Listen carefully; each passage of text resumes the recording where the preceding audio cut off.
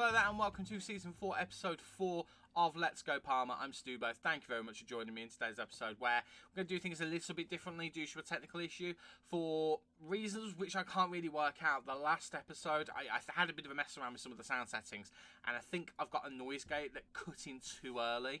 So I would be in the middle of talking like this, and if I went too quiet in a sentence, all of a sudden sound would go completely. I was trying to do it so you didn't hear me clicking the mouse like that as much, because I do click on the mouse quite heavy, especially if I've had a frustrating game or two.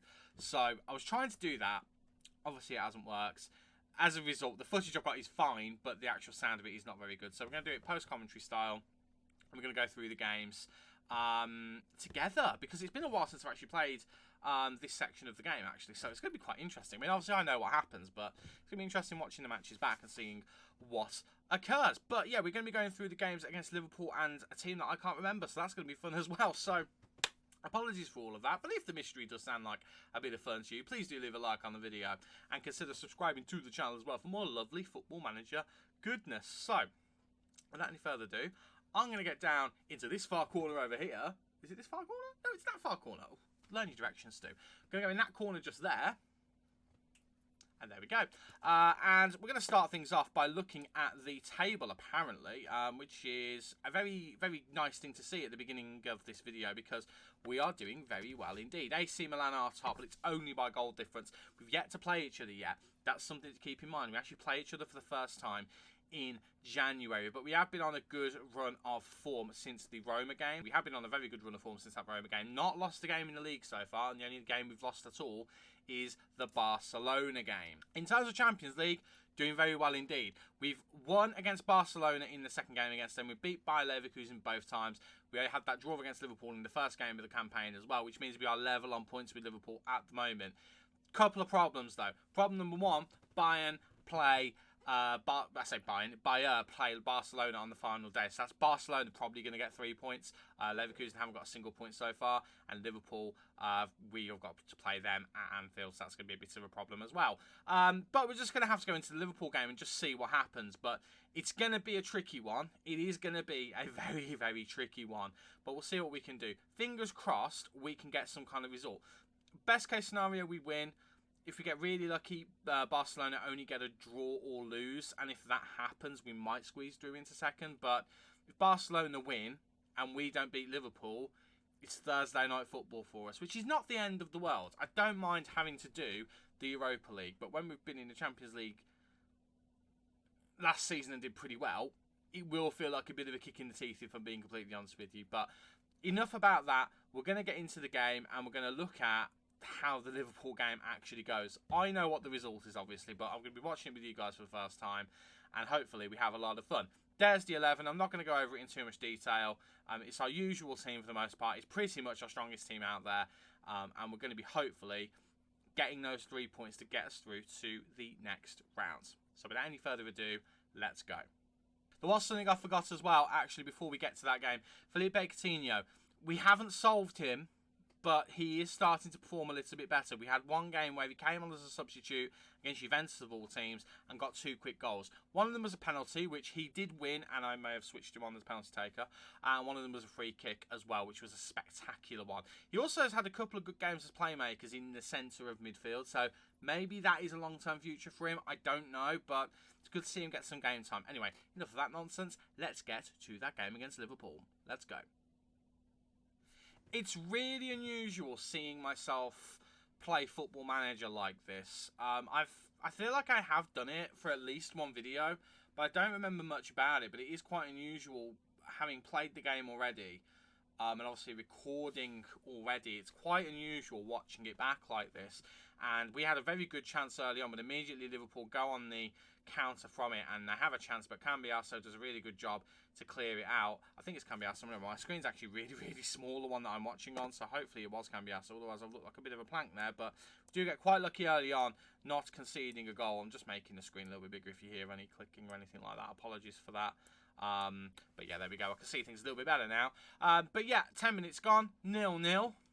Not really working in our favour. We needed to start hot and out the gates and try to get some goals early on, which obviously we were struggling with to begin with. Interesting to point out, their central defensive partnership is Declan Rice and Fabinho. Not the first choice I would have had. And right at this time, I realised that Barcelona went ahead very early on against Bayer Leverkusen, which was very predictable. Again, Bayer Leverkusen, not a single point in the group stage. Lorenzo Luca nearly putting us ahead in this game. Remember, as long as we win this game, we go through. That is all we're looking for. Mihaila now doing the Lord's work. Gets it to Luca. Luca out wide to Sambia, but Sambia's not able to get to it. Luis Diaz is the one who gets there instead. Darwin Nunez, who's up front for them. Signed for them in real life, and this was done before he signed for them in real life. But none of that matters because Baton Below, the homegrown boy, puts it in the back of the net. Monchu with yet another assist. He's an absolute machine from dead ball situations, as well as open play as well. He is fantastic. Does make it 1-0 to Parma, which is glorious. And as it stands right now, we go through to the knockouts of the Champions League, which is great. Us and Barcelona, I think, at this point. So Liverpool would be the ones who were dropping out, which is mad when you stop and think about it. Absolutely nuts. They were top at the beginning of the day, and now they're not. And Lorenzo Luca, from another Monchu set piece, makes it 2. I am losing my mind at this point at the thought that we are not having Thursday night football. I was convinced going into this game, it's fine, it's okay, it's no problem at all. Then all of a sudden, in the 43rd minute, we get what could be the most important goal of the save, potentially. I'm over exaggerating that a little bit, but it could be. If we go and win the Champions League in this season, it's from this game. Rooney Bargi now gets to Castrovilli, who has started to improve as time has gone on. But passes to Sambia have been very, very poor. It's another missed one there from, well, not even a missed pass from him. He's just not able to get on the end of it. Mane does well to win it. The defender misses it completely, and Darwin Nunez should be doing better there, but puts it wide, and it remains 2-0. I do believe, I have a look there to see who was at fault. I think we decided it was Cambiasso. I should really look back and see who it was, actually, because I didn't have the option to do that at the time. But we're going at half-time, 2-0 ahead. I am delighted. The team is delighted. And is that a good thing? Are we maybe welcoming in a little bit of complacency here? I don't know. Maybe we are, maybe we're not. I am looking at Rooney Bargi and debating to whether bring on Coutinho or Dennis Mann. We go with Dennis Mann in the end because, again, Coutinho at this point, we know there's a good performance in him. We just don't know quite how to get it out of him. I have a suspicion at this point that he might be in the centre of midfield because he had 2 half-decent performances there. But then he also came off the bench as a winger or an inside forward on the left-hand side and did a really good job. So I'm a little bit on the fence as to what the answer is. Thiat now gets to Monchu, Castavilli, Karabakh, into Luca. Nice little play here, but then we give the ball away again. Some sloppy passes in the opponent's half have been letting us down with possession, which has been really frustrating. With this team in general, it hasn't happened a lot, but it has been noticeable in this game, which has been frustrating. Bilal now goes back to Dragowski. We pass it around the defence, and then that happens. James Ward-Prowse now gets it into the box. Luis Diaz should be doing better, and we get away with one there massively. Realistically, it should be 2-1 at this point. Barcelona are 3-0 up as well. So we know for a fact Barcelona are going through. There's no two ways about that. And it's just whether it's us or Liverpool. As it stands, it's us. Yay. Will it remain so? I don't know. I mean, we're 2-0 ahead, so we're in a comfortable position. You'd like to think that we can hold on to that. We bring Coutinho on as the advanced playmaker, have him and Monchu playing together as double playmakers. It's something that I don't normally do, but I wanted to see how it works, having one who sits back and one who drives a little bit further forward. We do also bring Kasper Dolberg on. We did have Kasper Dolberg, Dennis Mann, and possibly Leo Greenwell all have a bit of a whine about not getting much game time. I don't know if Greenwell had the moan at this point, but I think the other two has.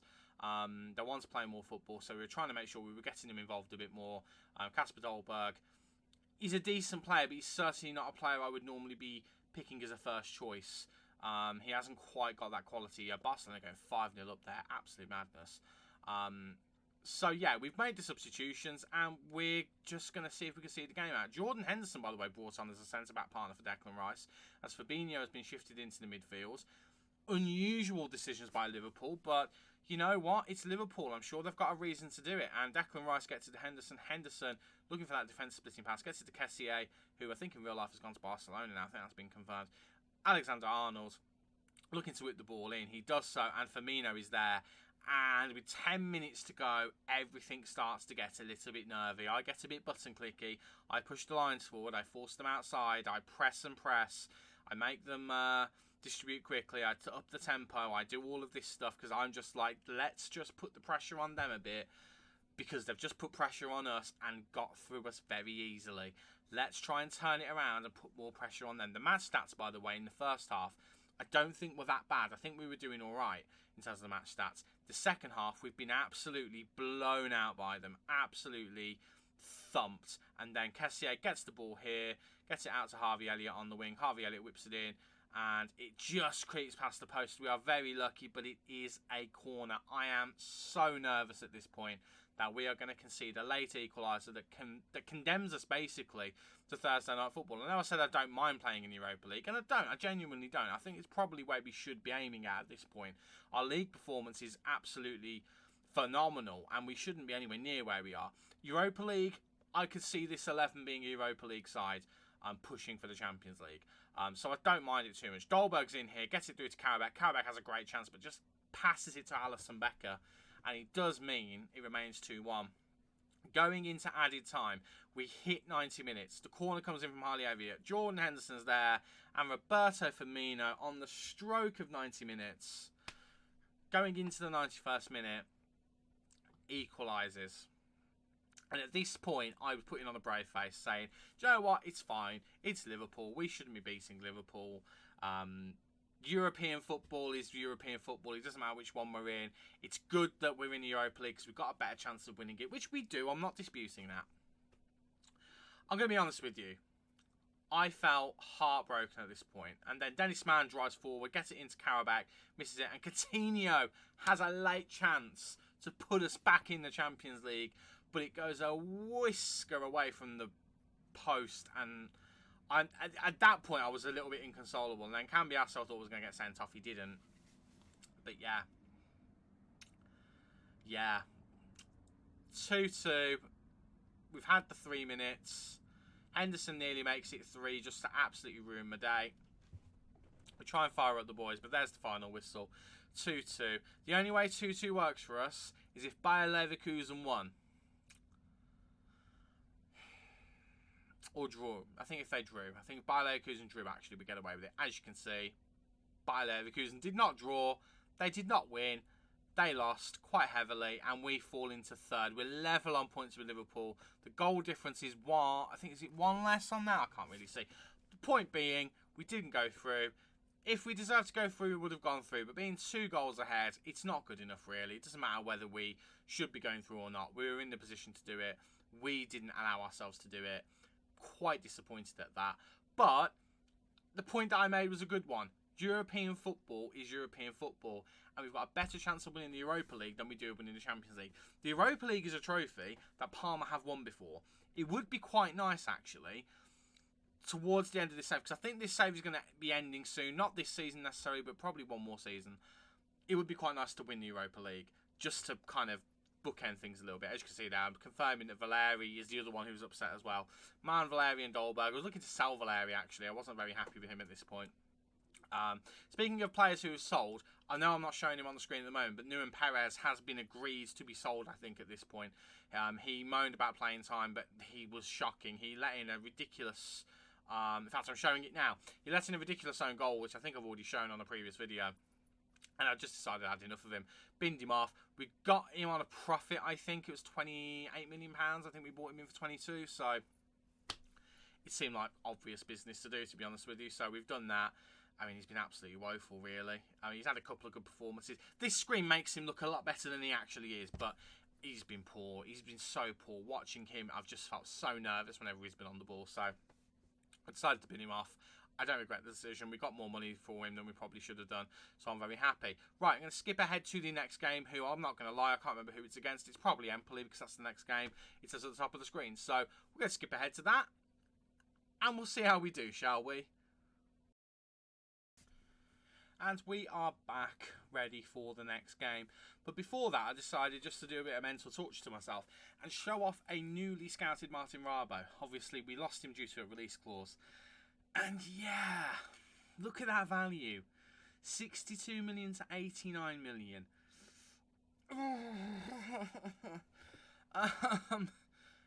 Ouch. I mean, we couldn't help it because of the release clause, but my word, would that have been nice to bring in? That would have been, yeah,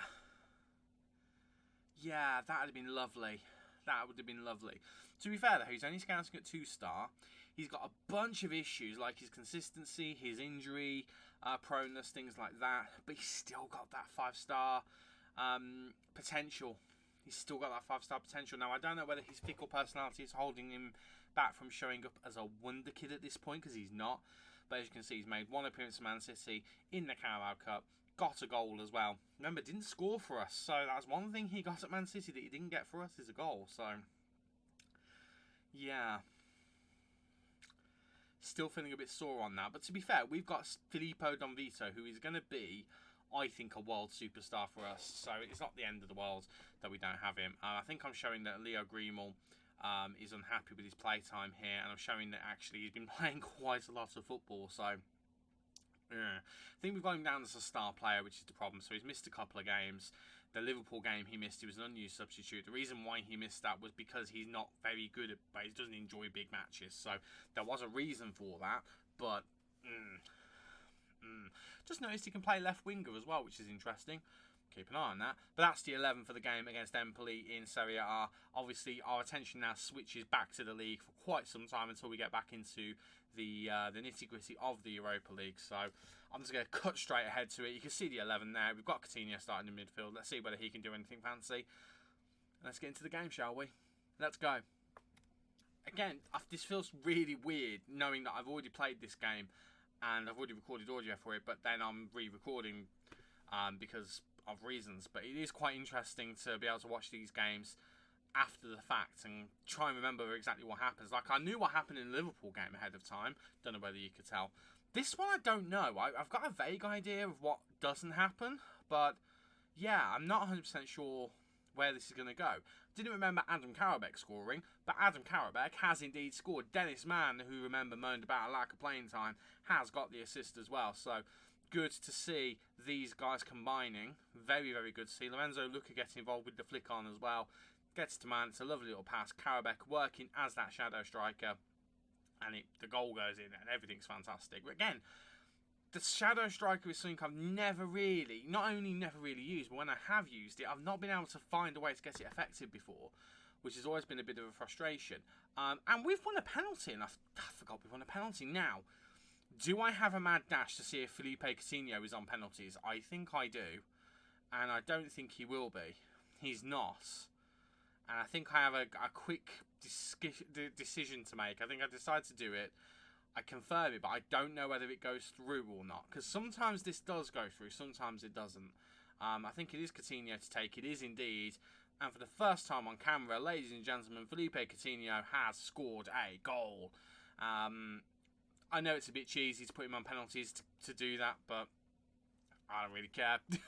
I'm just happy to see him doing something actually constructive in the team. The game where he got, I feel like I mentioned it earlier, the 2 goals he got were fantastic in the previous game against Juventus.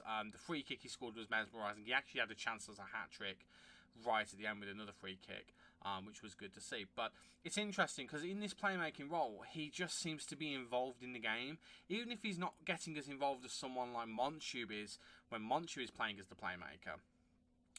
It is interesting to see him get involved. Scored another goal, by the way, while I'm talking about that. Dennis Mann whips it in. Lorenzo Luca, back of the net. Happy days. But it is interesting to see Coutinho. He's not having the same effect on games that as Monchu.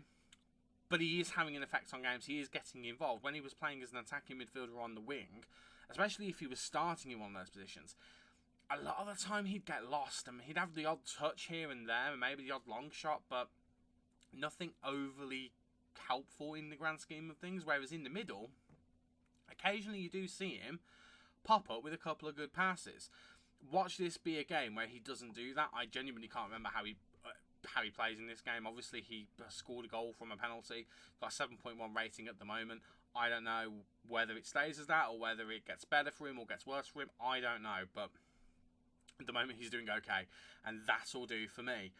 We're letting Empoli pass the ball around here, and they've got through here, and they might get one back, but Dragowski is equal to the chance, and it is going to be nothing because the highlight ends, but it is cleared by their goalkeeper all the way to the defence, and Coutinho now on the ball, gets to Karabakh. Not doing anything dramatic, but he is involved with the play, and Lorenzo Luca blazes it over the bar. That's not ideal. So it remains 3-0.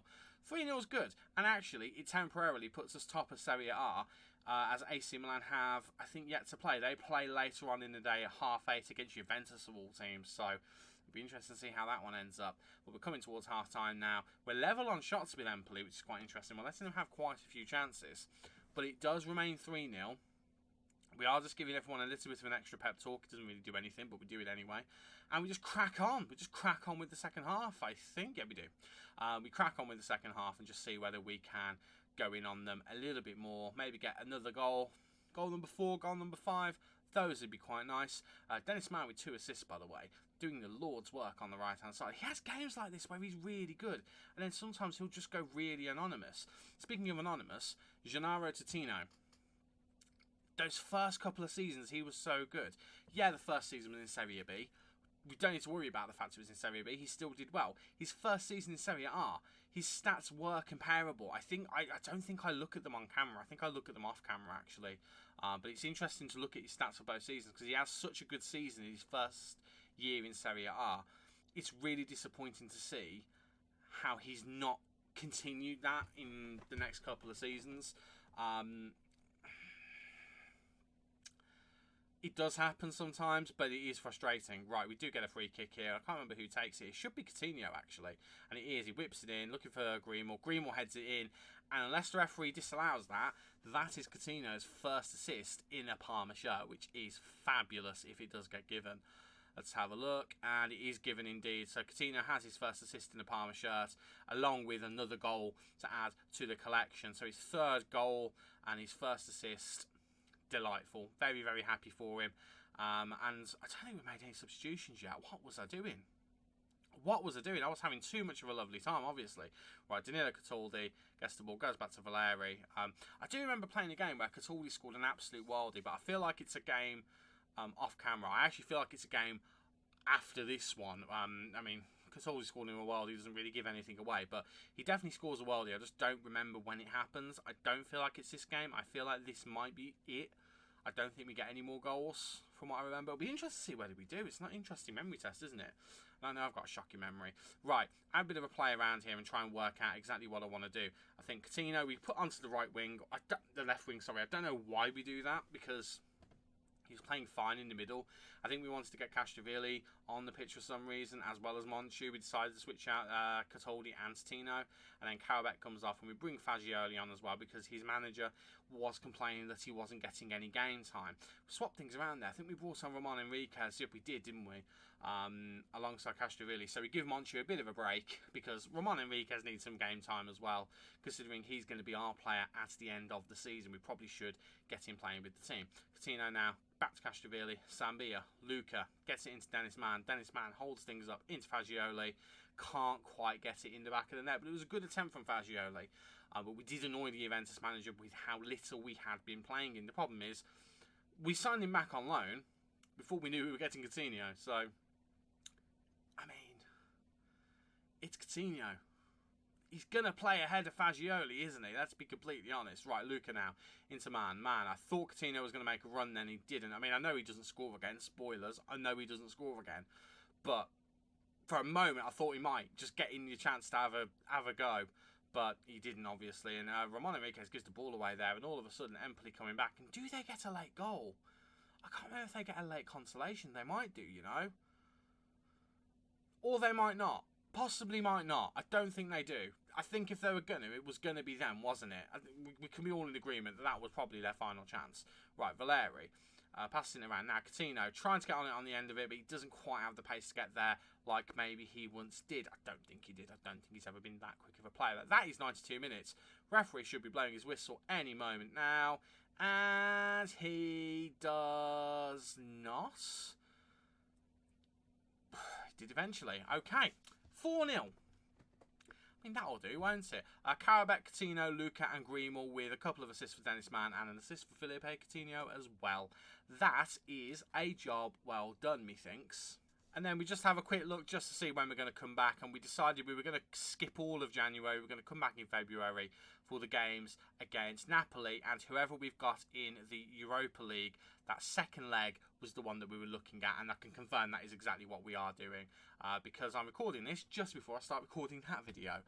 So it is the game against Napoli. And whoever we get in the Europa League in the second leg of that we're going to be coming back for. We're going to skip January and just see how we do. And hopefully we will have beaten AC... Pardon me, that's a bird there, I don't know where that came from. But hopefully at that point, we will have beaten AC Milan and gone top of the league outright. That's the plan anyway, but we'll see what happens. But we do have a January transfer window to deal with. I've already dealt with it. All I'm going to say, you won't want to miss it. But we're going to leave things there for this video. I know it's been a bit of a weird one doing a post-commentary with a little camera up as well. It's been a unique experience for me to record like this, actually. It's been weird watching myself play the game back, as I've already said a couple of times. But thank you so much for watching. If you have enjoyed, please do leave a like on the video. And again, consider subscribing to the channel for more lovely FM content that probably won't look like this. I've been Stubo. You guys have been awesome. And I will see you in the next video. Cheers.